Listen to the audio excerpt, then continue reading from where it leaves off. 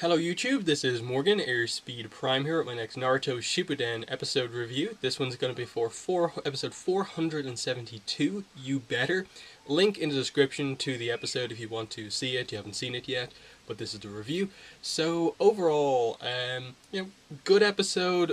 Same issues as last week's episode in that they ended up not covering a ton of ground because they showed so many flashbacks. But at the same time, I feel to emphasize the emotion of what's happening right now, you sort of needed to emphasize the emotion with flashbacks. So it's always one of those things you go back and forth on. It's the idea of, would Obito's death have had the same impact if they literally just combined last week's episode with this one and had it just be this, 2-3 minute scene of he gets hit, says something to Kakashi, says what he has to say to Naruto, crumbles away, and you continue on. I don't think so. I appreciate them just sticking with Obito as he's dying for a little while to emphasize the importance of such a big character in the series being killed at this point. I liked that they didn't linger on a ton, like, they showed basically a little bit of every point in Obito's life, but they didn't linger on any one point for a massive amount. They really just kind of showed you like a little tidbit of every single point, and that really highlighted how heavily involved in this series this character is. Like, going back to episode 1, the reason like Naruto's past is the way it is because of Obito executing a plan from Madara. Like, he is the one who, gets the Nine Tails to attack the village. He's the one who leads to the death of Minato and Kushina. So that's a big thing. And then just, like, once again, re-emphasizing Rin and everything going on there. It was very powerfully done. The animation was really on point. The music was amazing to emphasize the emotion, as I said. And it just got this big moment in the series across quite well. And all the time you had Black Zetsu taunting Naruto, taunting Obito, the traitors finally died and stuff like that. You see Naruto getting emotional. And I like that they basically explained the whole idea of why otherwise this technique just immediately makes someone crumble, but Naruto kind of pumping his chakra into Obito kept him alive while it was in contact. But it was still a case of, like, he could never heal him. He could just slow down the effect of the crumbling, and that's why we got more time with Obito.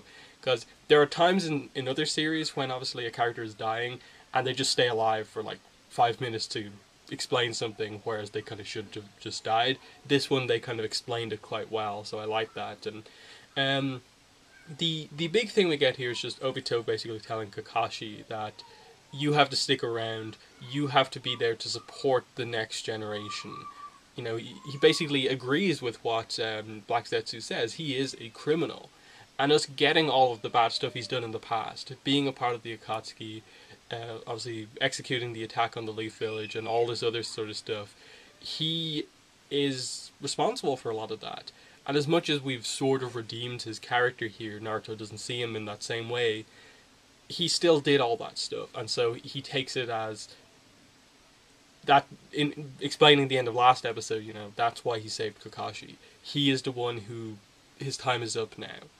Kakashi is staying, and he's the one there to support them. And then the other part of the episode was obviously emphasizing the whole idea of Obito's dream was to become Hokage, and now it's Naruto's dream to become Hokage. I liked showing that kind of extended kind of potential future if he had survived the incident where Kakashi got his Sharingan eye. He probably would have become Hokage potentially in the future. And just the dream that he had for himself to become this respected leader in the village, everyone looking on at him. And it was a kind of big moment where Kakashi and Obito are walking through the street and Naruto, Sakura, and Sasuke are there. This idea that if he was Hokage, potentially stuff wouldn't have went down the exact same way it did. The Uchiha clan, potentially the same thing that happened wouldn't have happened, or at least Sasuke potentially wouldn't have left. I thought that was a kind of really kind of big moment to kind of show. Obviously, it's his ideal version of his time as Hokage, but it was an interesting way to show it. And then just, the fact that the reality of his life is that he took the complete opposite road. He basically went down the road completely polar opposite of being Hokage, being a main like villain within the world, and he realizes that, and that's why he's passing on his dream to Naruto as just the thing he says just before he dies. You know, Naruto, become Hokage. Don't just make it a dream, make it happen. And Naruto accepts that. It's a big moment of just, you know, the previous person with this dream fully passing it on to Naruto. He has to make it happen now to kind of, you know, fulfill Obito's dreams in a way also. So I thought the canon bits that we did get were really well done. It's just they're really kind of limiting themselves a little bit with how much flashback they're showing. Again, this one I can let it away with a bit because I feel like basically having a life flash before your eyes moment before the death makes sense to happen with such an important character. In that this is effectively the big death of the series. Like at this stage of the series, this is the major, you know, character death, and emphasizing it to this degree, I'm perfectly okay with because it is such a big moment. It's obviously going to be very frustrating if, as I said in the last video, we get to like the Naruto Sasuke fight and they're suddenly showing us the swing every 5 minutes. That's not what we need in that case, because you need to keep the action, you know, consistent and continuous. There's going to be flashbacks, of course, but you know, it's all about when you go for a big amount of flashback and when you don't. This case, it was okay. You know, other cases, not so much. So that's more or less everything in the episode. There were some cool, like, little action moments. Obviously, Sasuke going for the attack immediately the second his eye powers come back. You can see that Kaguya is kind of on the retreat. Naruto and Sasuke can defeat her. Like, that's definitely what they're presenting here. I like that our final villain isn't so all-powerful that she just can't be defeated. That she's powerful, but to use the insane power that she actually has to use up a lot of chakra. And if they avoid her big attack, she's open. And that's kind of what we got here. She had to switch dimensions because the gravity was affecting her too. And they're now in a dimension that has seemingly normal gravity. And Sasuke was fighting her and holding her off while the emotional moment could actually happen. And I kind of like that. Like, he was kind of just like, Naruto, you know, come with me, join the fight. And then he's kind of like, just like, okay, I'll be the distraction. Like, without kind of saying, like, okay, I'll give you your moment, he basically gave Naruto his moment with Obito. So that was quite, you know, maybe showing a little bit of development from Sasuke, that he's aware more of these emotional things happening. But yeah, the other moment is obviously after the death of Obito. Black Setsu taunts him, you know, the traitor's finally dead, and Naruto does a really cool attack, chopping off Kaguya's arm. He basically just does a giant, I assume it's a giant wind-style chakra blade thing. It seemed a little bit reminiscent of Asuma's blade, but like on a bigger scale. He just like chops straight through her arm. It was a really cool attack, and kind of demonstrated how much he's grown in terms of wind style stuff. So that was a big moment. And obviously the other moment, actually, the Obito is dead, and we get the Kakashi and his father afterlife moment with Rin and Obito, and that was really well done as well. Just seeing them both kind of as they remember each other, because it sort of makes sense that in the afterlife you kind of see each other as you remember each other, and they kind of cut back to basically the moment before, like, Rin would have last seen Obito, and this moment of like he's happy to see her again, and not like, you know, sorry, like the road I traveled took me so long to get here. But, you know, and then he kind of apologizes about the promise that he made, that he would like bring peace back to the world, he'd become Hokage and stuff like that. But she says, no, you did your best. And he's so happy to hear her say that she's not upset about the promise not being fully fulfilled.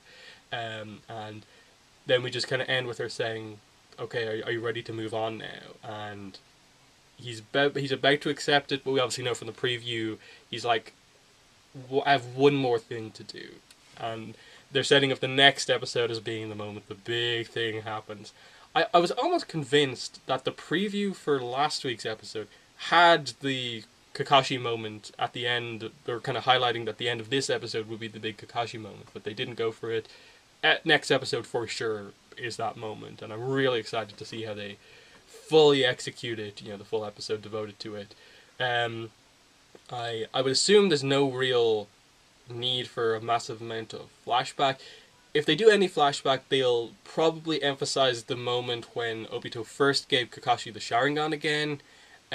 Potentially them meeting up again and realizing that they both have one of the Sharingans, and something like that. That they'll do a few little key flashbacks to just get across the importance of the power that Kakashi is getting in the next episode. So, so overall, this episode, very emotional, but a bit too much flashback again. Now, I think we're past them doing an insane amount of flashback like this. Like, this episode was like 15 minutes of flashback, like 7 minutes of new content, which was even worse than the last episode.